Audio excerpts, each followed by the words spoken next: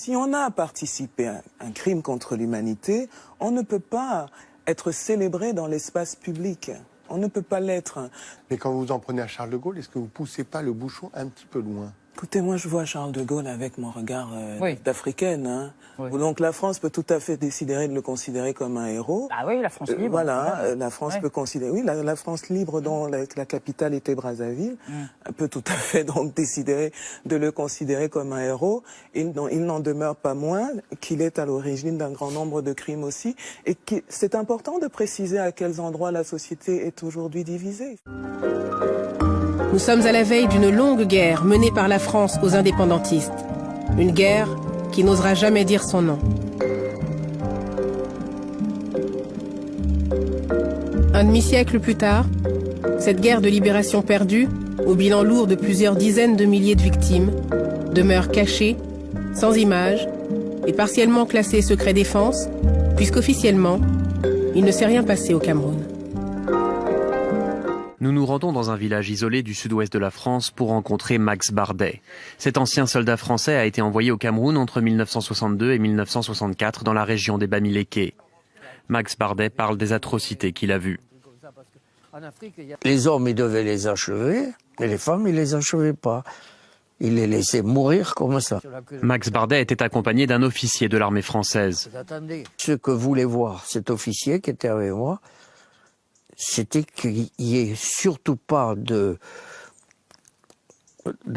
comment dirais-je, de gens qui puissent aller raconter ça et qu'on puisse impliquer justement, comme il y avait encore quelques militaires français, qu'on puisse impliquer la France dans ces affaires-là. L'ancien soldat dit comprendre la colère de nombreux Camerounais. Moi, je serais à leur place, j'en voudrais. Je serais moune et j'en voudrais aux Français. Enfin, j'en voudrais aux Français. Les Français ont continué de façon très discrète, en pilotant les opérations, puisqu'en étant vraiment massivement sur le terrain, à réprimer non seulement le mouvement nationaliste représenté par l'Union des populations du Cameroun, l'UPC, mais également les populations suspectées de soutenir ces mouvements qui étaient qualifiés de subversifs. Donc ça a été une répression à la fois très discrète, voire secrète, c'est-à-dire qu'en métropole, dans l'ex-métropole, en France, personne n'était au courant que ces opérations militaires étaient en cours. Des opérations à la fois donc très discrètes, très secrètes, et en même temps extrêmement violentes. C'est-à-dire qu'on est, à partir de 1960, dans des logiques de bombardement de villages, de rassemblement de centaines de milliers de villageois dans des villages de regroupement derrière des barbelés, une torture qui se systématise. Les gouvernements français actuels s'inquiètent des conclusions qu'on peut tirer de cette guerre, puisque cette guerre n'a pas été seulement un moment de répression, mais ça a permis d'installer un système de gouvernance, à la fois au Cameroun, mais plus globalement dans toutes les anciennes colonies françaises d'Afrique. Aller y regarder de plus près sur cette guerre implique également de s'interroger sur les conséquences à long terme pour beaucoup de pays. Et ça, je crois que ça inquiète beaucoup les dirigeants français, qu'ils soient de gauche ou de droite. Sur place au Cameroun, certains se souviennent encore de la période des massacres. Tadeye Melon a été le garde du corps du dernier grand leader historique de l'UPC, Ernest Ouandié. C'était vraiment une guerre sans pitié. Ils bombardaient sans connaître même si c'est un homme ou c'est un enfant. Ils bombardaient ça. Peut-être pour donner du contexte, justement, je pourrais citer la phrase de Pierre Messmer. Et dans ses mémoires, il dit cette phrase que je cite: « Nous avons accordé l'indépendance à ceux qui la demandaient le moins, après avoir éliminé politiquement et militairement ceux qui la demandaient avec le plus d'intransigeance. » En une phrase, il résume assez bien le contexte de l'époque, en effet. Et les mots sont choisis. Éliminer politiquement, puis militairement, c'est exactement ce qui s'est passé. C'est-à-dire que la France, le Conseil des ministres en France a interdit l'Union des populations du Cameroun. L'UPC est donc rentré en clandestinité et refusant d'abandonner le combat, la France s'est acharnée militairement, cette fois-ci, avec des vastes opérations militaires pour essayer non seulement d'éradiquer l'UPC, mais également toutes les populations accusées de les soutenir, de soutenir les nationalistes. Parce qu'il y en avait d'autres ? Parce qu'il y avait d'autres personnes. Il y avait l'UPC, il y avait d'autres groupes. Mais surtout, non, l'UPC, qui avait été créé en 1948, avait mobilisé massivement les Camerounais autour des mots d'ordre d'indépendance, de réunification du Cameroun français et du Cameroun anglais. Et donc, effectivement, il y avait des dizaines et des dizaines et des dizaines de milliers de Camerounais qui soutenaient l'UPC. C'est dans les rapports de police de la France qui dit l'UPC jouit d'une popularité immense. Donc, pour essayer d'éradiquer, d'éliminer, comme dit Mesmer, complètement les velléités nationalistes, la France a engagé une guerre. Dans l'Ouest, la région la plus densément peuplée, des villages entiers sont rayés de la carte et leur population est décimée.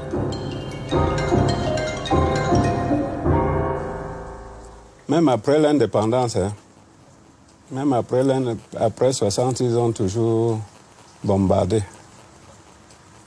Mais les bombes, c'était presque tous les jours. Pas aux mêmes endroits. On pouvait déverser à Bamenjou aujourd'hui. Demain, c'est à Bouda. Après-demain, c'est à Bangou. C'est comme ça. Là où c'est dur. Ils ne déversaient pas pour rien. C'est là où la guerre chauffait. Ils viennent déverser.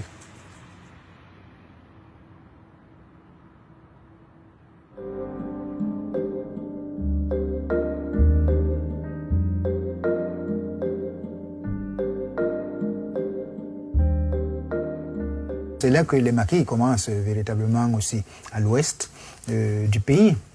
Et donc jusqu'en 1960 à peu près, l'action armée se développe largement ici à l'ouest, mais est programmé aussi l'assassinat de Moumié, en même temps que l'assassinat de Patrice Lumumba. Alors ça c'est lié certainement à la deuxième conférence des peuples africains qui élit un comité comprenant notamment Boumendjel du FLN d'Algérie, Lumumba, Moumié. Alors ça signifie qu'à l'échelle continentale, il va se passer des choses pas agréables du tout pour les milieux coloniaux. La France continue sa stratégie d'éradication. Félix Moumié, qui dirige toujours l'UPC depuis l'exil, est à Genève où il négocie un transfert d'armes. Un agent des services secrets français, William Bechtel, serait parvenu à glisser un poison dans son verre. Le 4 novembre 1960, Félix Moumié meurt à l'hôpital de Genève. J'ai dit que c'est le général de Gaulle qui a tué mon mari. C'est ça que j'ai dit. Qu'on trouve que c'est mauvais, qu'on trouve que c'est mal dit, qu'on trouve que comment. Mais c'est ça que j'ai dit.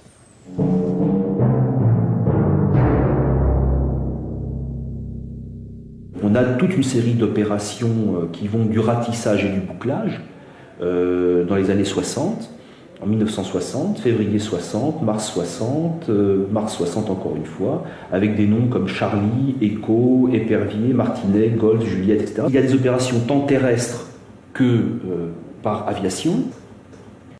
Le napalm a été utilisé au Cameroun. Le napalm a été utilisé au Cameroun, même s'il y a certains démentis pour la forme. Monsieur Mesmer ne pourra pas faire un démenti sérieux à ce sujet. Donc vous avez entendu parler de napalm? Oui.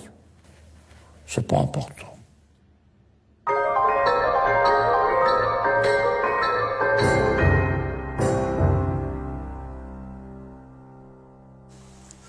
Nous, on disait que c'était l'acide. C'est le nom que nous, on connaissait. Qui déverse l'acide sur les gens. Parce que quand ça verse, ça te brûle. Ça brûle même les arbres comme ça, tout. Mais nous, on disait que c'était l'acide. Ouais. Lorsque De Gaulle s'était présenté à Conakry pour soumettre le projet de la communauté franco-africaine, Sékou Touré, qui l'a reçu, lui a dit clairement que, écoutez, la Guinée ne va pas s'inscrire dans cette histoire de la communauté franco-africaine. Le Guinéen Sékou Touré a le toupet de refuser la main généreusement tendue par la France. Par un discours courageux et exalté, Sékou affirme sa volonté d'indépendance au nez et à la barbe du général de Gaulle, dont le moins qu'on puisse dire est qu'il prend très très mal l'affront. Le SDEC lance l'opération Persil, qui consiste à inonder la Guinée de fausses monnaies pour couler l'économie du pays. Les services forment des groupes d'armées d'opposants guinéens, notamment depuis le Sénégal. On tente d'éliminer physiquement Sékou Touré. Toutes les tentatives échouent, dont l'une d'elles de façon rocambolesque. Ils ont cherché à assassiner à plusieurs reprises le leader de l'indépendance de la Guinée. Ils ont monté beaucoup d'opérations contre lui via les services secrets français et la DGSE pour l'assassiner, mais ils n'ont pas pu le faire. Et toutes ces opérations ont échoué contre lui. Mais les Français ne se sont pas arrêtés là, c'est-à-dire aux attentats contre sa vie. Mais ils ont coulé systématiquement l'économie de la Guinée, tout d'abord en bloquant le franc, parce que la Guinée était aussi dans la zone CFA. Donc, qu'est-ce qu'on va faire? On va bloquer tout ce qu'il y a comme devise venant de la Guinée. On a mis un cachet spécial dessus, de sorte que dès que l'argent de la Guinée sort de la Guinée, cet argent ne peut pas être utilisé dans les autres pays. Sékou Touré va décider de créer une monnaie. Les Français vont émettre de faux monnaies pour inonder le pays et couler ainsi également ce projet, enfin cette réalisation de Sékou Touré. Sylvanus Olympio, qui s'est battu durant des années pour le Togo et qui a été assassiné tout simplement parce que il s'était opposé à la France et que il avait voulu signer un accord avec la Banque de France pour sortir le Togo de la zone franc CFA et créer une autre monnaie. C'est-à-dire, il avait voulu signer cet accord le 15 janvier 1963. Le 13 janvier, il a été assassiné. Donc, quand il a été assassiné, on n'a même pas autorisé que son corps puisse reposer au Togo. Son corps repose au Bénin. Et depuis lors, bon, son corps continue d'être au Bénin, jusqu'à présent. Ouais. Voilà, comme je vous l'ai dit, le général de Gaulle. C'est lui, vous pouvez noter ça, vous pouvez aller vérifier au journal officiel. Voilà, c'est lui qui a créé le franc CFA. Et à partir de là, se dégage des privilèges. Le franc CFA se fabrique à Chamalières, notez-le, prenez-le. Vous pouvez appeler tout de suite. Comme aujourd'hui c'est samedi, sinon demain, lundi, ils vont répondre. C'est là se fabrique à Chamalières le franc des colonies françaises d'Afrique, en abrégé le franc CFA. Donc, à partir de là, vous voyez bien, comme on dit, le Conseil des ministres peut dévaluer ou réévaluer le franc CFA. Ça, c'est sur papier. Mais dans la réalité, c'est autre. Pourquoi? C'est ce que nous dit le ministre français, le premier ministre français, en la personne de M. Édouard Balladur. Il dit, par exemple, que le franc CFA n'a pas été dévalué par les Africains. Le franc CFA a été dévalué, vous le lisez avec moi, à l'instigation de la France. Voilà, c'est ça l'élément important. Mais Édouard Balladur va plus loin pour dire la monnaie n'est pas un sujet technique, mais politique qui touche à la souveraineté et à l'indépendance des nations. Et sur ce point-là, il a 1 milliard de fois raison. Pourquoi? Parce que la monnaie, le pouvoir de la monnaie appartient au peuple. Sinon, ce sont les représentants du peuple. Donc, ici, vous pouvez vous poser la question, mais pourquoi lui qui sait ça, il va dévaluer le franc CFA? Vous avez la réponse. Parce que le franc CFA appartient 100% à la France. S'il y a un budget, un financement à faire, ce qu'on appelle le financement du développement, sinon le niveau de développement socio-économique, c'est la France qui décide. C'est la France qui impose aux pays africains de la zone franc un niveau de sous-développement socio-économique. C'est elle. C'est un système qui est un héritage colonial. Ça nourrit la France. Quelles sont les conséquences? Il y en a plein. Mais parmi les grandes conséquences, nous pouvons dire qu'il y a un blocage de l'industrialisation des pays de l'Afrique et de la zone franc CFA depuis 1945 jusqu'à ce jour. Pourquoi? Lorsque vous voulez vous industrialiser, vous voulez acheter ce qu'on appelle les équipements industriels, etc. Et puis, si vous voulez acheter aux Américains, eux, ils n'ont pas besoin de francs CFA. Ils ont besoin du dollar.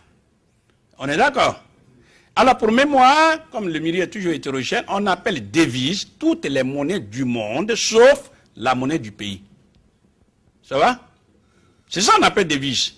Donc, si vos devises, c'est quand vous vendez, quand les Africains vendent à l'extérieur, qu'ils sont bloqués et qu'ils donnent leur devise à la France, ça veut dire objectivement, mathématiquement, scientifiquement, ils ne peuvent pas importer des biens d'équipement. Donc, ils ne peuvent pas s'industrialiser, ils ne peuvent pas transformer les matières premières chez eux.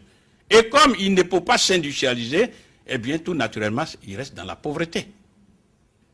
Qu'est-ce que faisait les nazis? Il dit, vous, la France, apportez-nous les biens dont nous avons besoin. Et en contrepartie, on crédite votre compte, on met un signe plus.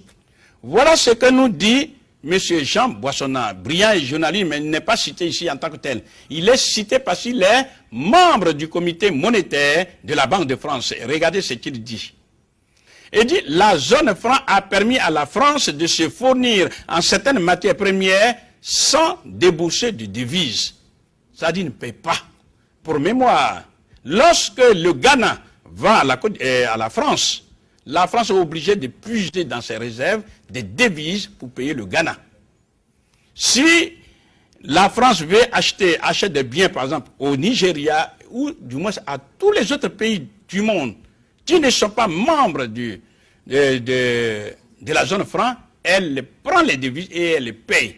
En ce qui concerne les 15 pays d'Afrique francophones de la zone franc CFA, sans débourser de devises, elle prend seulement son signe plus, elle les crédite. Voilà le système. Et je lui dis, bah oui, mais depuis que l'Afrique est libre, il n'y a plus de colonies en Afrique. Vous m'avez dit non. Il y a toujours. Et la colonisation n'est plus là, mais elle est toujours. Elle est là. Elle est là. Elle est dans la tête, mais elle est aussi économique. Elle est largement économique. Il suffit de penser au système du CFA qui est un racket d'une... S'il n'y avait plus de CFA, moi je ne suis pas sûre que la France elle ferait ça quand elle se tiendra en Afrique. Il faudrait peut-être que les Français dits de souche qui nous mettent sur des strapontins identitaires et qui nous disent que nos nationalités françaises sont des nationalités élastiques et puis on peut nous l'enlever, etc. Et qui disent à nos enfants qu'ils ne sont pas tout à fait d'ici, qu'ils les violentent sans cesse. Il faudrait peut-être leur dire que si l'Afrique arrêtait de nourrir la France, elle ferait moins le malin. Moi, je dis, elle emprunterait de l'argent à la Grèce, la Grèce actuelle. Et alors, moi, j'aimerais avoir votre avis sur ce qu'on appelle le grand homme, puisque c'est la grande référence politique française. Tout le monde se réclame de Gaulle, on est tous gaullistes. C'est souvent ce que les hommes politiques... En tout cas, certains hommes politiques... voilà. Et moi, j'aimerais connaître votre réaction. Comment vous voyez ce personnage ? Je vais être un peu iconoclaste, je pense. Vous pouvez. Déjà, je reviens quand j'étais petite. Je me suis toujours demandé pourquoi on chantait les louanges d'un monsieur qui n'était pas sur le front de la guerre. C'est très personnel. Je me disais pourquoi le général de Gaulle n'est pas le général Leclerc, puisqu'on me disait que le général Leclerc, lui, il avait été au combat. Donc, je ne comprenais pas trop. On m'a dit qu'il a fait de la résistance depuis l'Angleterre. Bon. Nous savons que le général de Gaulle, qui est une figure tutélaire ici, et qui a certainement des qualités, et qui est grand au moins par la taille. Oui. Le général de Gaulle, qui donc se battait contre une occupation, n'avait aucun scrupule à occuper ailleurs. Donc, je ne peux pas avoir une admiration pour quelqu'un qui méprisait autant les miens. Je ne peux pas.